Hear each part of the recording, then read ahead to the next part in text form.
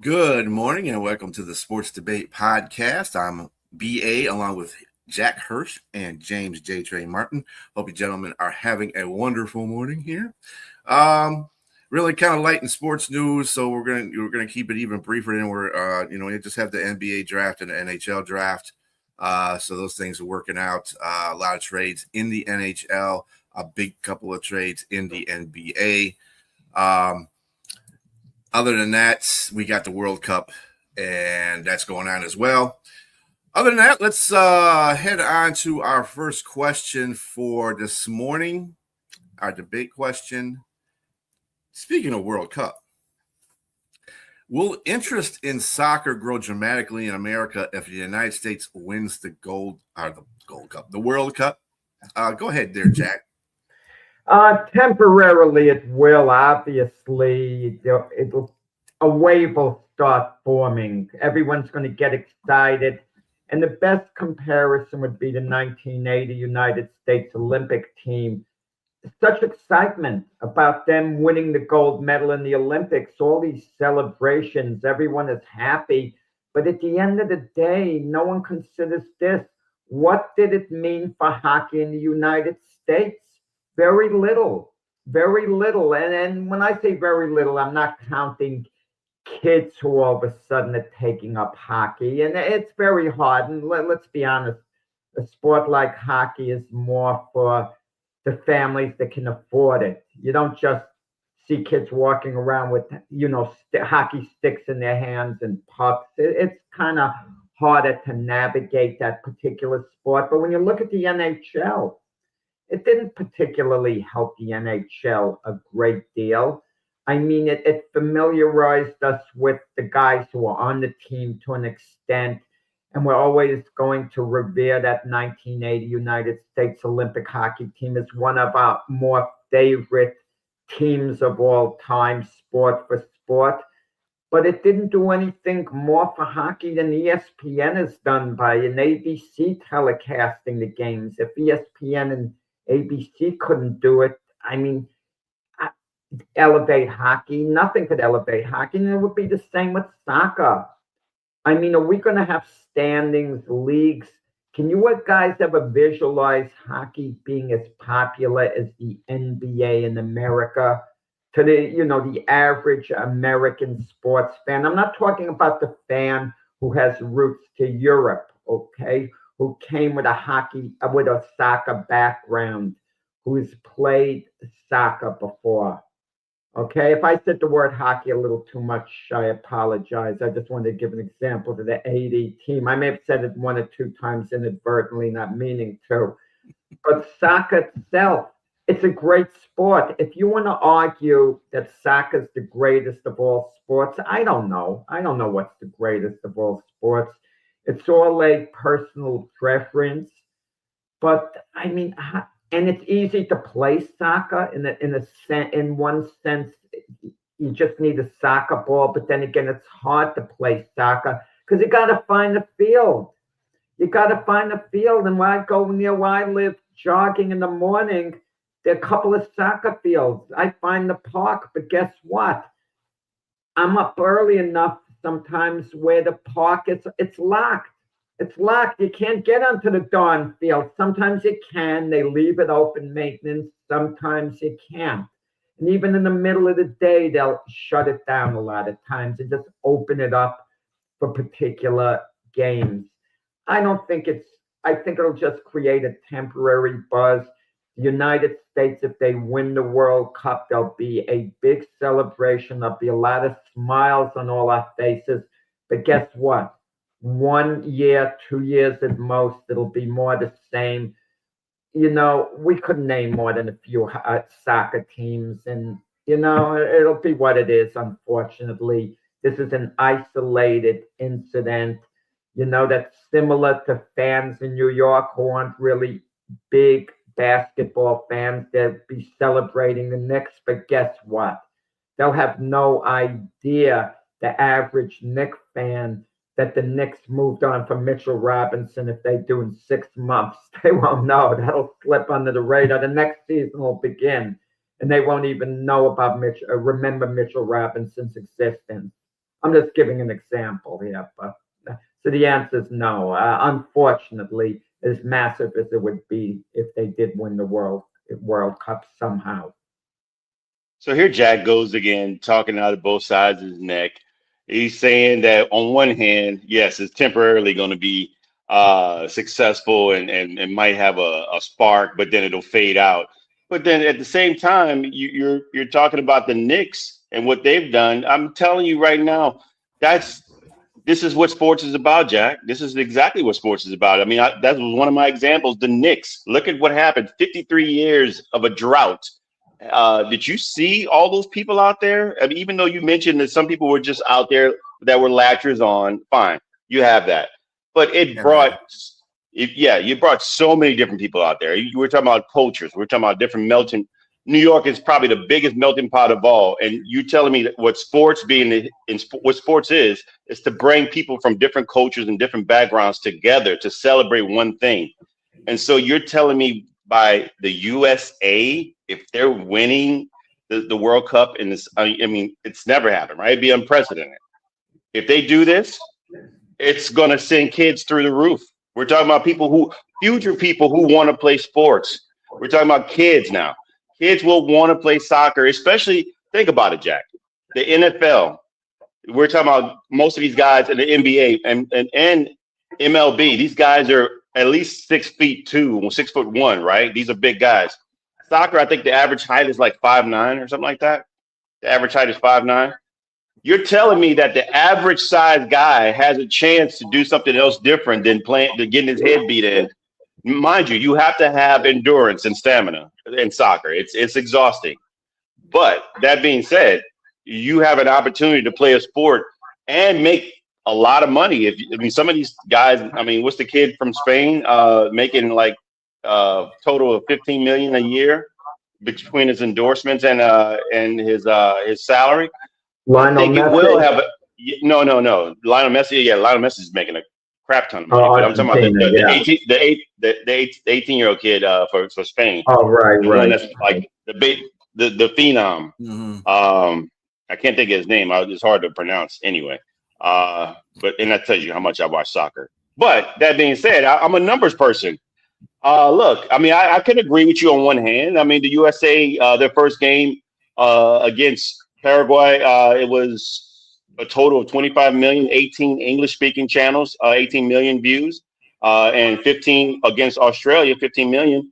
And versus, let's just say the opening game for the USA NFL was between the Philadelphia Eagles and the Dallas Cowboys was 28.3.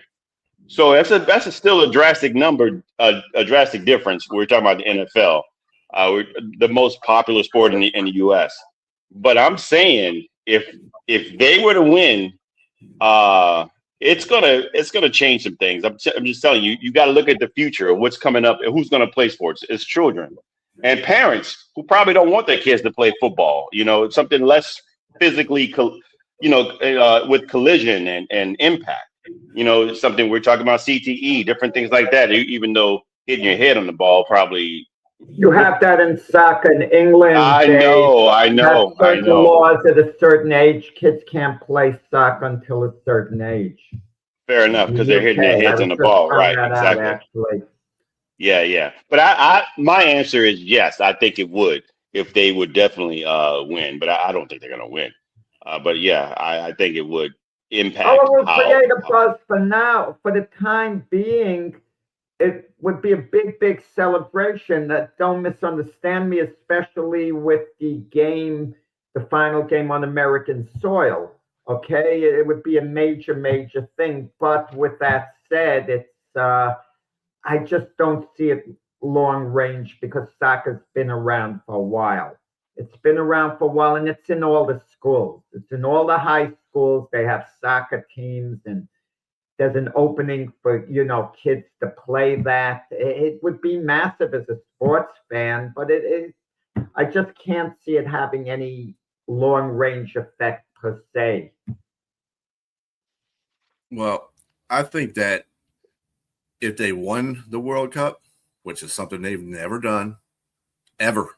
Never got past the quarterfinals. But they've never won. Yeah. And that's the point. If they win, I think it would draw a lot of fanfare to this country, because right now, United States soccer is like,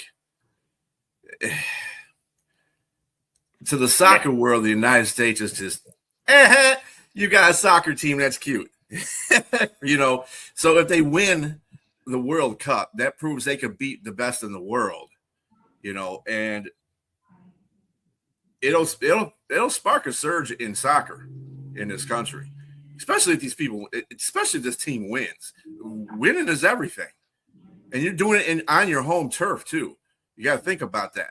All these teams that are playing, like Canada, Mexico, and the United States, they're all playing on their home turf. So if any of those teams were to win the World Cup, it would be, extraordinary for their nations.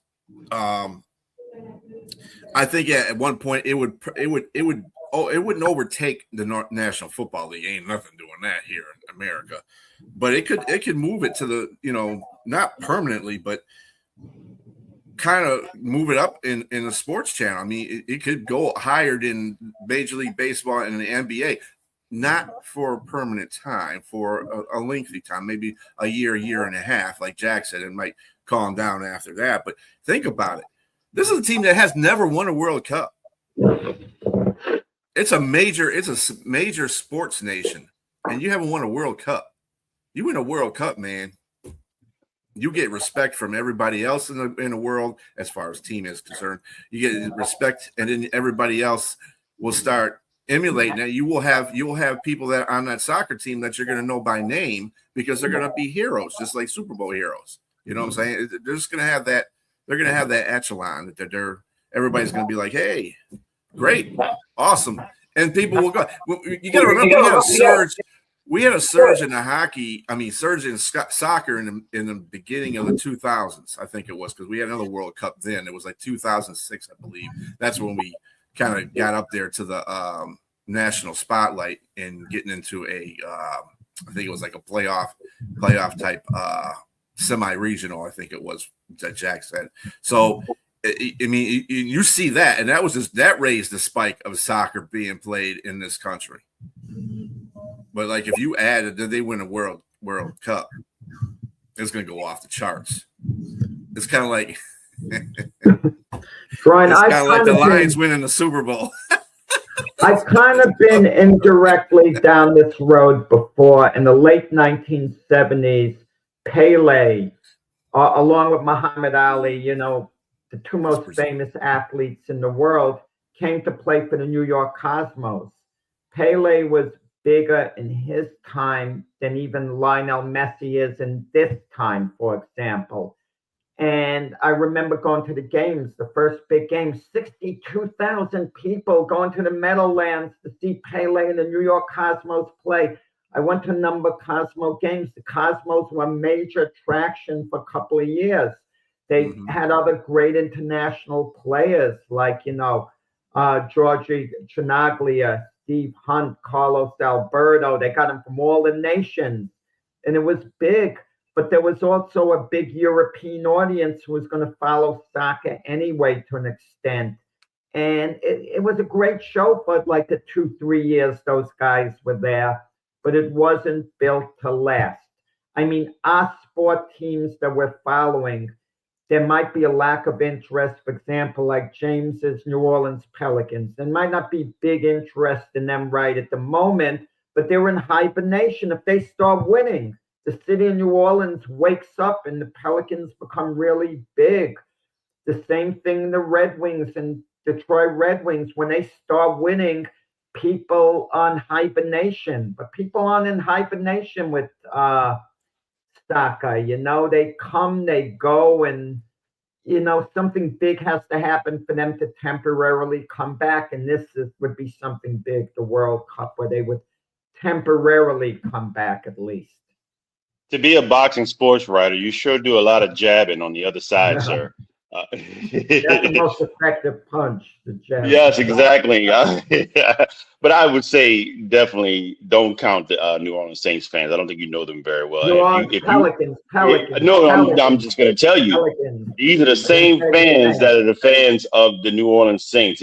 Even though the Pelicans aren't winning, they are diehard fans of the Pelicans as well. So just to let you know that win, lose, or draw, they are there, and so they are a dedicated fan base.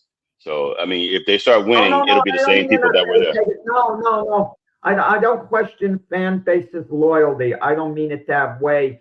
The energy level, okay? The energy level could disappear for a lot of years. I'm going through that now. I'm a Brooklyn Nets fan. There's no energy level within the franchise, okay? Maybe it's going to start up again this season because they got Julius Randle. You know, that's a step in the right direction as far as creating, you know, giving them at least a chance to be a playing team, perhaps, you know, to contend to be a playing team. But fan bases, you know, there's a lull going on sometimes in fan bases, and it's going to be in one of our questions coming up, you know, in this show about a lull in the fan base for the time being. But soccer, I just don't think there's a lull. I don't think it's strong enough right now. But listen, if the United States wins the World Cup, it's going to be great. It'll be off the charts. It'll be celebratory. But you want to know something? Eventually it'll be like 2-3 days after New Year's Eve. You know what I mean? It dies down. It's over. There's not excitement for the holiday season anymore. Oh, you talking about New York Knicks? No, I'm talking about New Year's Eve. We're all excited, the new year, and then, gotcha. 2-3 days later, we're settled in and things are back to normal. I was about to say the Knicks. I don't think that's going to die down for a whole year until next year's championship. That you're still going to be celebrating out there. Fans are fickle, unfortunately. You know, they're not as level-headed as you are. But I also want to throw in there too. You got to understand the United States has high levels of sports competition along with soccer. Soccer here is not a high echelon sport here because we have football, we have NFL football, we have baseball, we have NBA, and yes, we have professional hockey too. So you got to look at that. A lot of countries don't have all that. And also you have to tie in with what you're saying to expound upon what you're saying. A lot of these countries are their livelihood and their culture is tied into the sport as well. So, I mean, and unfortunately, some corruption with gangs and everything else are tied into it too. And the fans are nuts anyway. Yeah. All right. Moving on to the next question here. There was a firing this week. Carlos Mendoza was fired, and he was made a scapegoat, though being fired as a manager of the New York Mets. I'll go to you, James, on this one. Okay. You did this one right. Yeah, I would think so. I think he was made to be a scapegoat. Only because he was there when they were almost the second coming of the Miracle Mets. I mean, in 2024. They were a few games away from the World Series. And of course, you have David Stearns changing the roster. He changed the roster drastically. I think he got rid of or let go of their longest tenured Met in Pete Alonso, or excuse me, not the longest tenured. That's Brandon Nimmo, but their home run leader in Pete Alonso and Edwin Diaz. And of course, then you replace these guys. I mean, mind you, you bring in Juan Soto, and you're a big time player, and he's still big time there. He's just the only thing that's happening there because everybody else these other guys have negative WAR. Bo Bichette, Marcus Semien, Devin Williams, all of them have negative WAR, and a lot of things that weren't on the managing was on the mechanics, fundamentals. A lot of things that just wasn't happening, and then if you're losing games back to back like in this season, I mean, somebody's got to be blamed. But I think it's more so they're not going to fire the GM. They're going to fire the manager. Yeah, no, the owner's not going to fire himself. But I mean, so David Stearns is probably more to blame than the manager is, and I'm going to say so. And even the fans think so. That this is more. I mean, he got to take some blame, but he's still the manager. But to be the scapegoat, I think he is being the scapegoat in this situation. So I'm picking it as a scapegoat. Yeah, I hate when managers coaches get fired during the season. I always You like to see them play out the whole season, then wait to the end of the season, evaluate their performance, give them a chance to get out of the hole. But in the case of Carlos Mendoza, wow, if I were the owner, I would have had a hard time retaining him until the end of the season because you have to look at his history. He came in the first year with the Mets, did a superb job. They came 2 games from going to the World Series. They ultimately lost to the Dodgers in the playoffs, and that was the first of the Dodgers 2 World Series wins. The excellent job by Carlos Mendoza.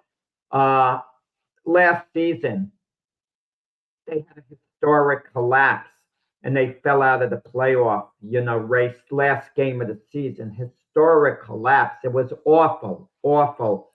That in itself kind of makes you want to change the narrative, get the bad taste out of your mouth. It's kind of like a field goal kicker missing a chip shot at the end of the year, and and your team doesn't make the playoffs, so they lose a major playoff game, and then you start the next season, and the team sees him around. Unless he has a great pedigree, you kind of want to get that bad taste out of your mouth in a sense. And then this season, the Mets have been flat as a doornail. Now, James mentioned some of the deals that they made. Edwin Diaz, one of the best relievers in baseball. Edwin Diaz elected to move on from the Mets as much as him because they had the offer there. They tried to retain Edwin Diaz. The Dodgers offer was only marginally better than the Mets offer, but the Mets didn't have a chance to counter that at the end because Diaz wanted to leave. And the guys the Yankees got, I mentioned the Yankees, that the Mets got from the Yankees, who were free agents, Devin Williams and Luke Weaver, they've been really good this year. They've been good. They haven't been the problem, okay? They're not. I'd rather have Edwin Diaz than both of them, but they've been one of the few bright spots for the Mets. As far as Pete Alonso goes, I agree. They shouldn't have moved on from Pete Alonso. I'll blame that on the owner, Steve Cohen. He should have overruled their people. But with that said, Carlos Mendoza's done a miserable job this year. The team has completely lacked spark. They haven't been aggressive on the field. I mean, there was dissension going on with Francisco Lindor and Juan Soto, but Lindor's been on the disabled list a good part of the year. The team's got no fight in them. It's a team that's always battling. It's as if they're resigned to defeat. The Mets are just playing these games and they're waiting to snap out of their season-long slump, and they haven't been snapping out of it. But Jack, look what Philly did for with their manager when they got rid of the top. I mean, they turned things around. I mean, why wouldn't the Mets make this type of decision a little bit early on if they realize it? It's early enough. They can still salvage the season. It's still early enough to salvage the season. They made it a little before the halfway point, and that's the wild card thing. And I didn't agree with the Phillies making the move. Don Mattingly has a checkered record as a manager. He hasn't been that successful of a manager. You could point out he had teams that went to the playoffs, but those were Dodger teams that could have been better with the other managers than Don Mattingly. Don Mattingly's never went to a World Series as a player, manager, coach. I mean, we love Don Mattingly, but let's be honest about it. He's been kind of so-so. And I just don't feel the Mets have had fight. I wouldn't have made the move only because I'm a big believer. Let managers, coaches play it out to the end of the year. Take your lumps. Then you evaluate them. I don't think managers or coaches should feel under pressure. Oh, if we lose a game or two more, I'm going to be gone. It's very hard to function in any job that way. But it got to the point we were talking about indifference with soccer, maybe. Met fans now, I mean, man, that is one of the dullest things going like a Met game. If you tell someone in New York you got tickets for a Met game, they're not really like excited. Maybe it's a night out, an afternoon out. I mean, they're not excited. And that's not how it was not that long ago. That's not how it was. Going to a Met game was a good thing. They had a good team, contending team. They are flat right now. I wasn't a big believer in chemistry in baseball, but the Mets are maybe proving me wrong. There's no chemistry in that team. I always thought just put everyone in their position. Baseball is the most selfish game of all. A batter gets up, his team could be 50 games out of first place. He wants to get a hit for his batting average. A pitcher wants his ERA to be low. Everyone's going to try to individually perform. They might not dive for a ball. They might not try to take the extra base. I get all that. But baseball, you can win by just focusing on yourself and forgetting about your teammates and everyone else. But with the Mets, he didn't have them really playing as a unit, Mendoza. It's unfortunate, but I don't think he's a scapegoat. I think some of the blame, I agree with you, James, got to go primarily to the owner, Steve Cohen, because when you're the owner, you guys have disagreed about this, because I know you guys love picking on Jerry Jones, but when you're the owner, it is your team. You're the boss. You have every right to make that final decision. Now, let your people do their job to an extent, but once in a while, you have to make a big decision. If there's a franchise player, are you going to give them the money regardless of what your GM says? And I'm going to tell you this. If Hal Steinbrenner had listened to Brian Cashman 100%, Aaron Judge might not be a Yankee today, because on the surface, the deal didn't seem that great. And Dr. Semendinger, who we love who does our Yankee show, and Mac, their attitude was move on from Judge at that time, and what would have been and that was Brian Cashman's, I believe, his attitude. But Hal Steinbrenner said, this is a legacy player. I'm going to go over and beyond and keep him. And he signed them. And the Judge contract now, even though he's on the disabled list for the time being, is ultimately turning out to be a bargain for the Yankees. Yeah, I agree with that. What he's like, 325 million or something? 360, 40 million a year. Yeah, low, very low. Yeah. I mean, and superstar players are getting more than that now going forward. Right. And he has like 6 years left on that contract. Right. Yeah, I think he got a bargain. Sorry, B, go ahead. It didn't seem that way at the time, though. It seemed expensive. Right. Mm-hmm. Yeah, I think that the New York Mets have a lot of things working against them. It's kind of like the Cubs. It's kind of like the Clippers. When you're playing in a city with the same, that has another team that's more successful than yours, you kind of get lost in the shuffle. I know it's New York, and you probably have enough egos in New York to have about 3 baseball teams. But at the same time, everybody's going to focus on the Yankees. And when the Mets don't look good, it kind of makes the focus more so on them as being a bad team. You got to kind of look at and to your point, James, about the change in Philadelphia with the coach. Well, you can look at Boston Red Sox too. They changed their coach around the same time, and they still stink. So it's I mean, I guess you gotta have the right guy to get the mentality of getting the baseball team together. Now, I kind of want to ask you this, Jack, because it's kind of off. It's on the same topic, but it's kind of off a little bit. If the Mets get that stuff together and they start chasing people, obviously, there's been a big talk about trade talks now, and one of those people that they want to get is Tarik Skubal. Please take him. Anyway, so I mean, these are things that could be added on to the Mets and some other players as well. Do you think they're going to make moves now that they've gotten rid of Mendoza and they have a new coach or intern coach at this point? Do you think they're going to make some moves now? I think they will, but ultimately Steve Cohen, who has like $18 billion, is it a sound investment to get Skubal? Because Skubal is going to be a free agent. He can make the trade with Skubal based on Skubal signing a long-term contract. But it's a gamble with Skubal, with any pitcher.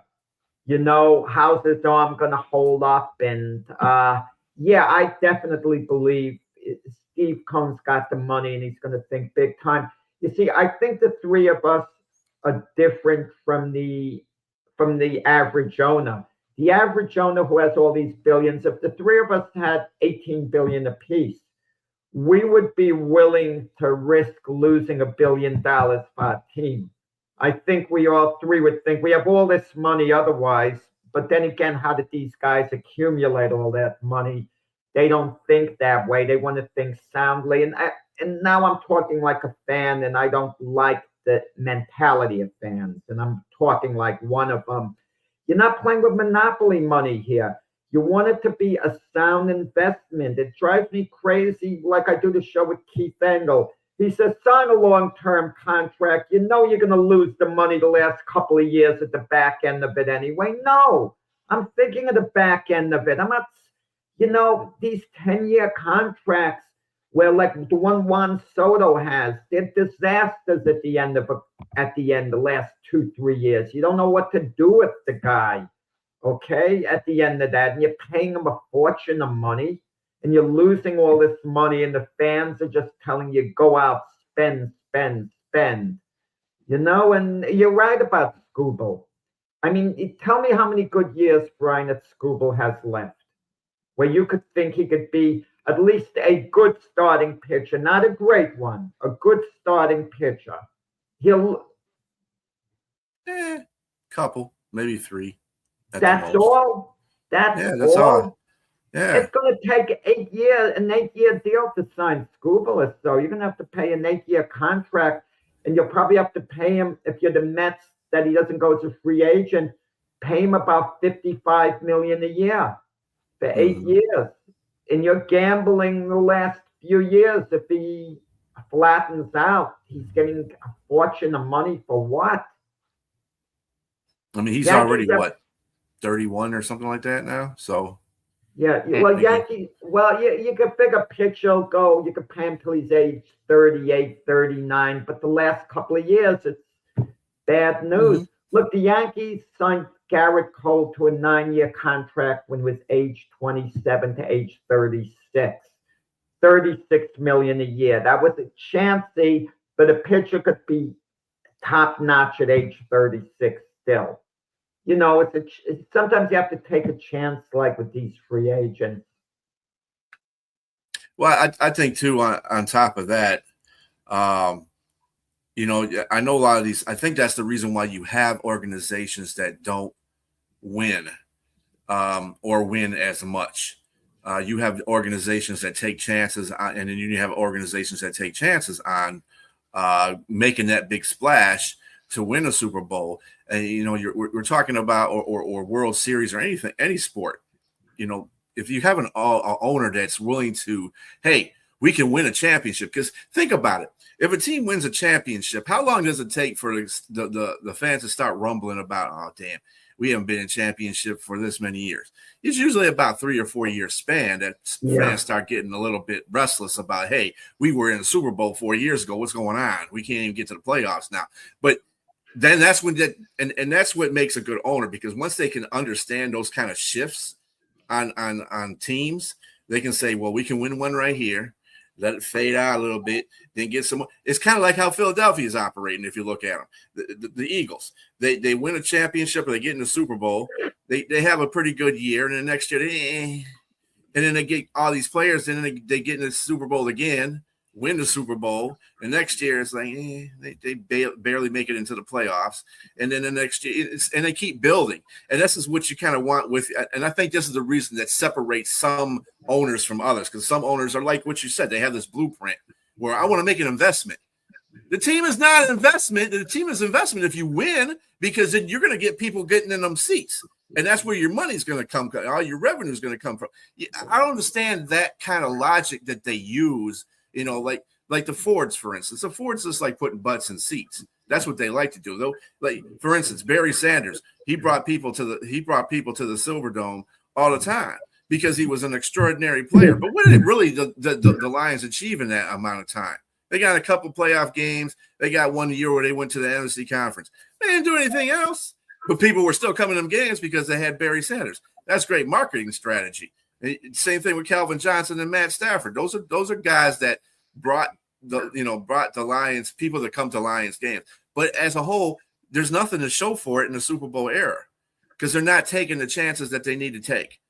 As far as I'm concerned, and then you got the Giants who win one like once every decade, so that's a good formula, and people still respect the Giants. They hold their fan base, but they hold on to those Super Bowls. They don't let go of the Giants, which is the way to do it. Kudos to Giants. And they actually have a very good model as well. As they if you win one every decade. Football is a lasting. People are going to still come to your games anyway because football is that popular in this country. But the fact that you win one every decade, you still keep that fan base holding on. I think this is the problem that a lot of teams have, speaking of the Mets as well. The Mets will look good and get you like, yeah, and then they don't do anything. Then they don't win the World Series. When was the last time the Mets won a World Series, Jack? 1980. 80s. Yeah, in the 80s. Strawberry. That's what I'm saying. You're not taking chances. And when was the last time the Yankees? I know the They've Yankees haven't taken won in a chances. while. No, Steve Cohen signed a lot of free agents. They've made a lot of moves. It hasn't worked out under this new owner, and it's not. He's done what he can do. He signed Juan Soto. Soto picked the Mets over the Yankees, and I bet if Soto had a chance to do it over again at this moment, I don't know what's in his head. I kind of feel he would have stuck with the Yankees because there's a real buzz at Yankee Stadium.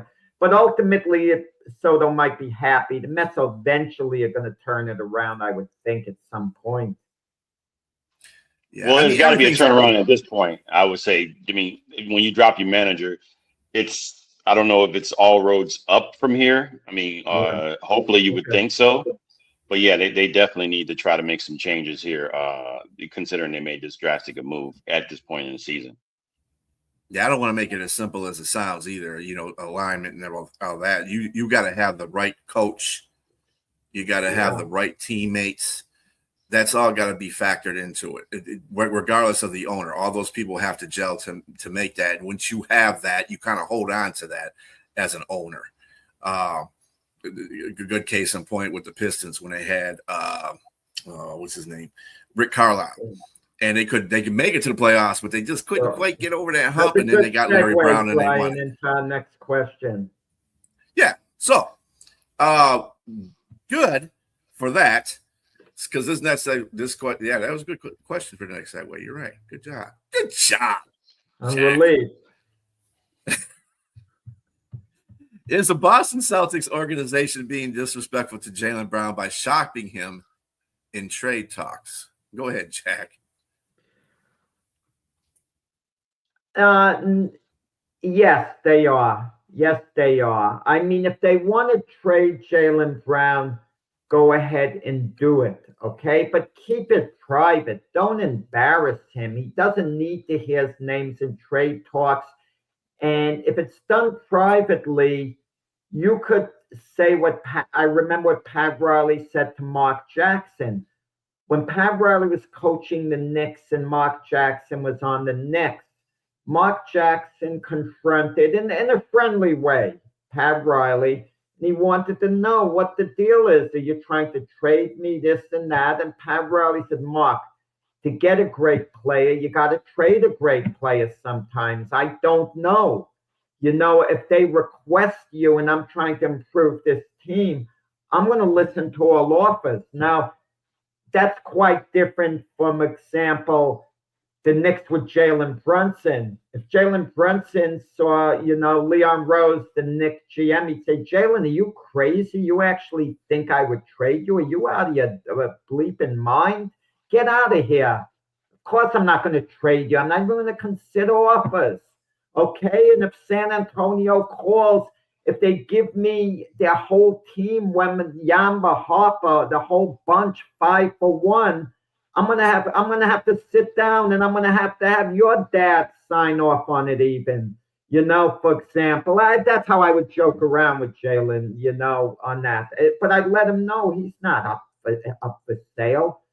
But Jaylen Brown, it's obvious the Celtics now want to move on from him because they let it get public. Why did they let this news get public that he was offered? Why couldn't the Celtics have told the Timberwolves, look, anything we're telling you, we got to keep private. We don't want to embarrass the player. And what are the Celtics going to say to Jaylen, Brown in public? I mean, in private. Are they going to tell him, well, you and Jason Tatum can't coexist perfectly. We have to find a better combination. Because Jaylen Brown's going to say, but we won an NBA championship. Last year when Tatum was out, I carried the team. Who could you have had on the team last year who would have helped the Boston Celtics more than I did, who would have done better than I did when Tatum was out? And you want to know something? The answer would have been no one in reality. And in a couple of years before that, they won an NBA title. I just feel their whole attitude, having him, on the trading block, and now Brad Stevens saying, oh, he's a valuable part of our team. We've had good discussions. At this point, they got to trade him. I feel they got to trade him. If you're Jaylen Brown and you come back to the Celtics next year, you're telling me you want him to put team first, play team ball, team. Do this for the Celtics.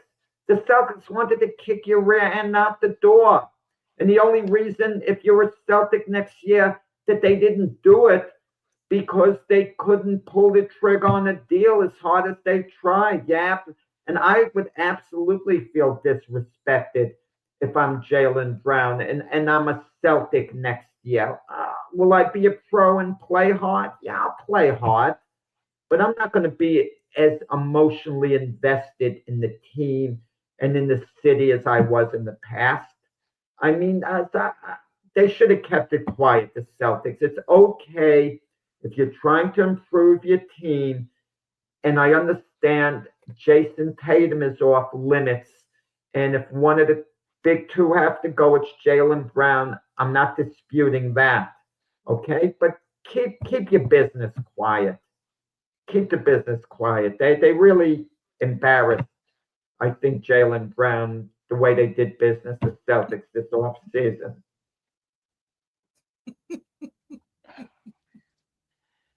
The only person that embarrassed themselves is Jaylen Brown.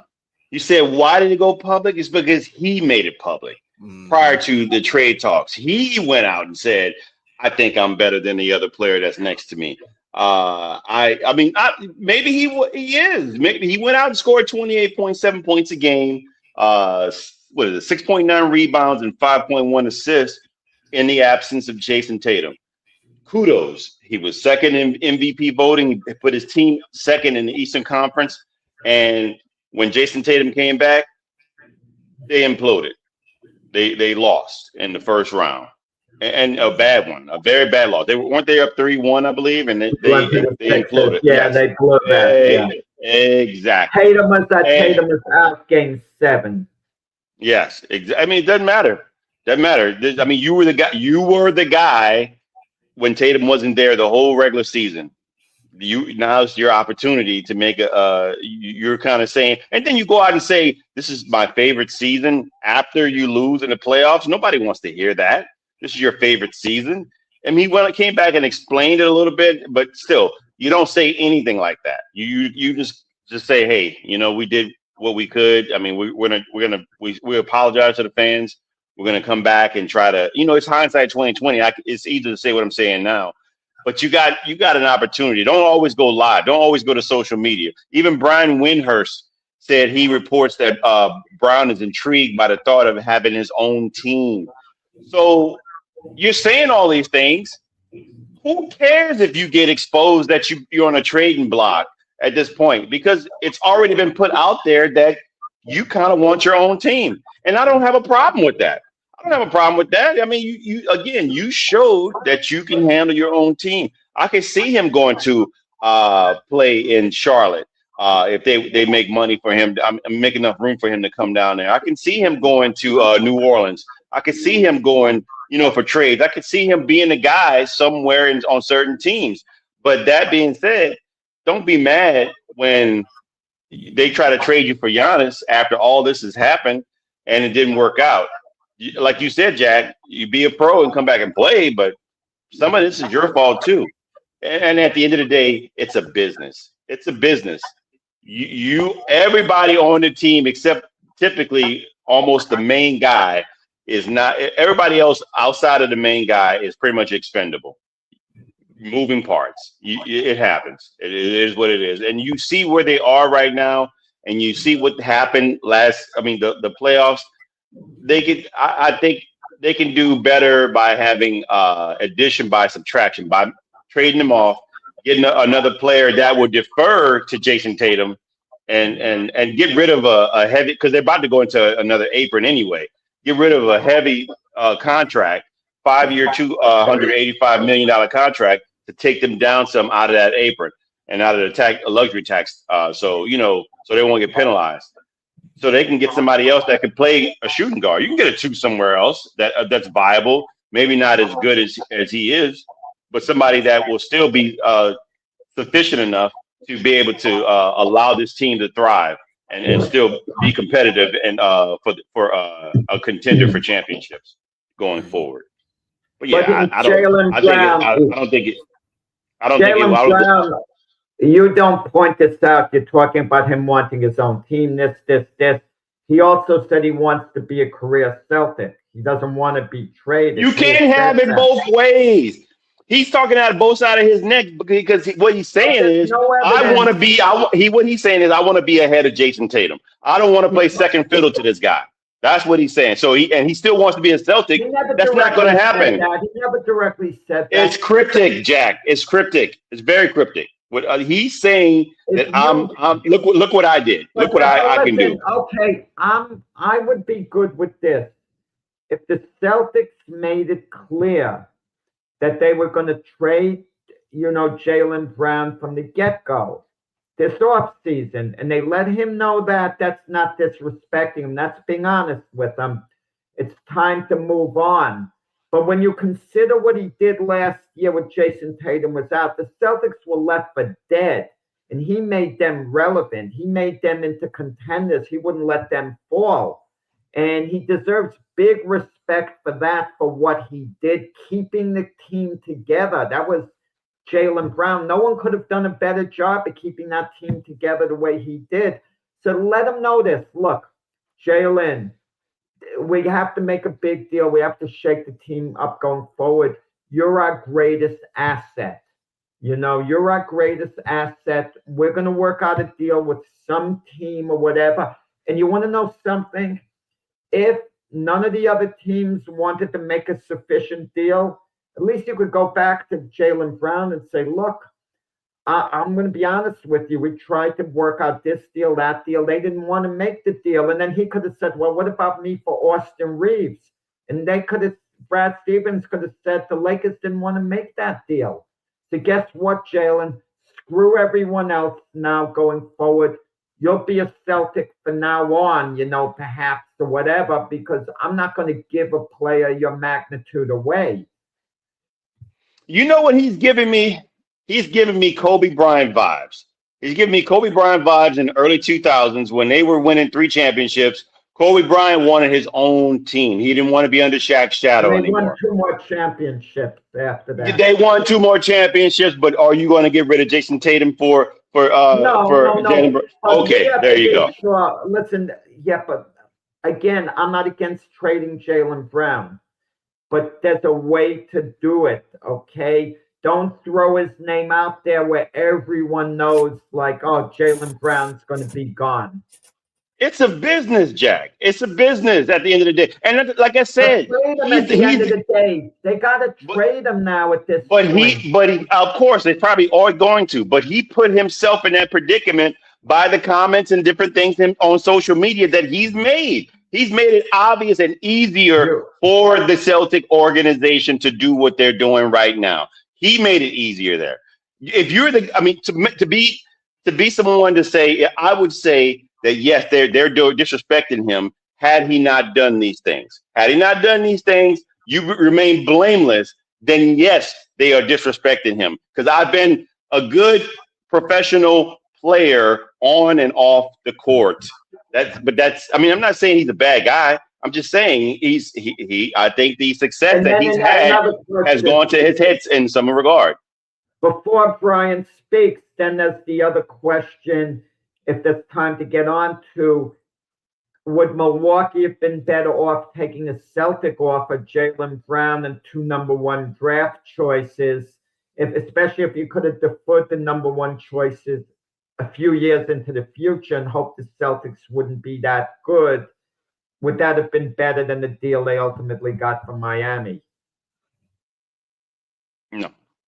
I think Milwaukee got. I mean, whoever the GM, I don't know the GM's name for Milwaukee. He probably should have been fired if he took that deal over the deal that they got out of Miami, because they got a ransom. I mean, to some degree, they got a ransom. They grabbed. I mean, I'm not saying all those players they are great, but they are going to rebuild, and they're probably going to put another player in place to build around there. I mean, Jaylen Brown probably could have been that guy there, but the other deal was too good to pass up.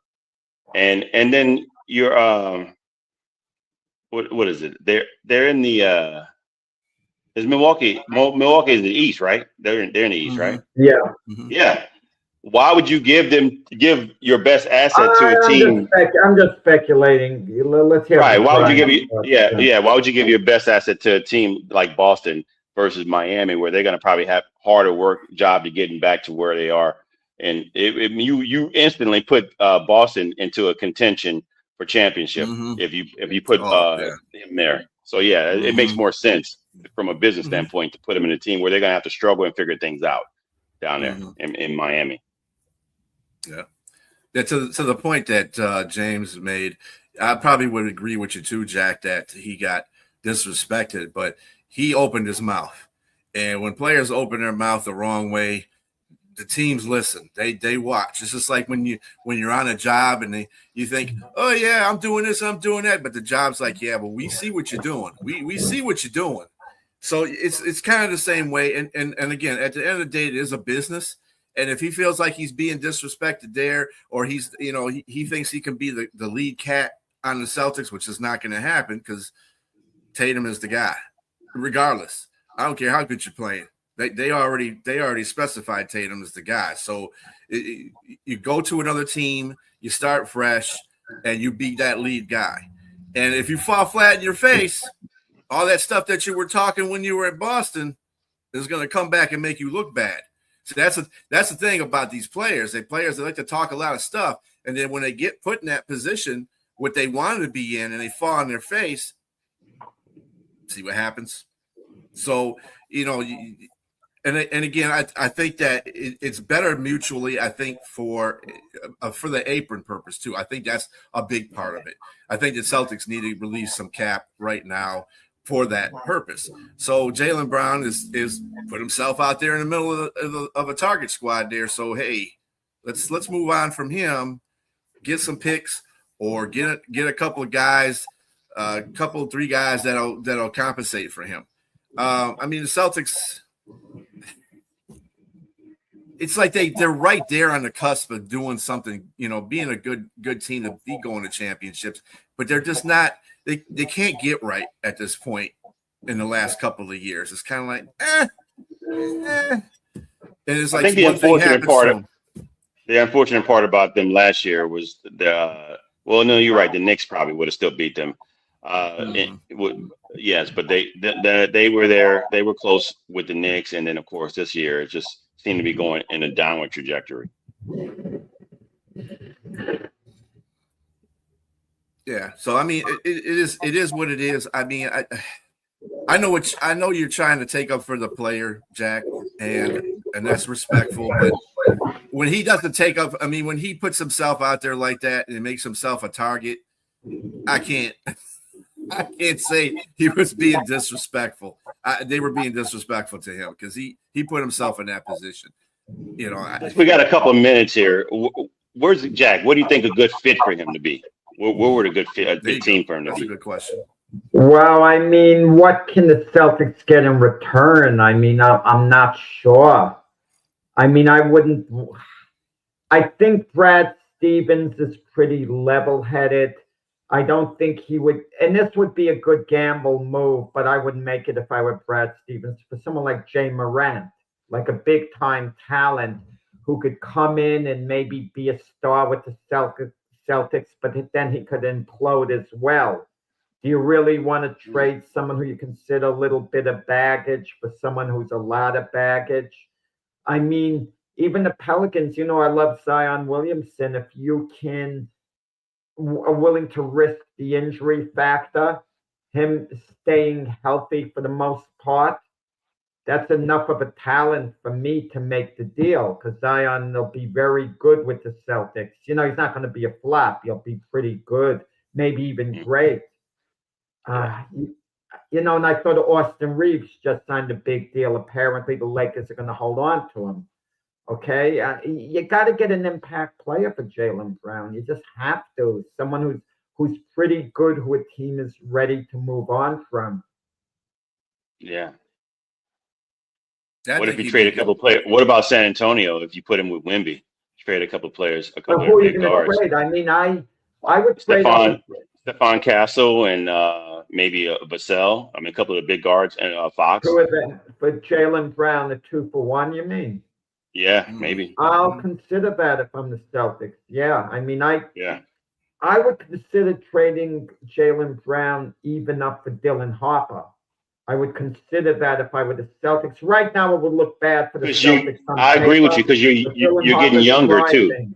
And you're getting younger too. And I would base it on him being a star. Well, look at the deal that Joe Dumars made, giving up an extra number 1 for Derek Queen. Is that going to pay off in the long run? Maybe it will.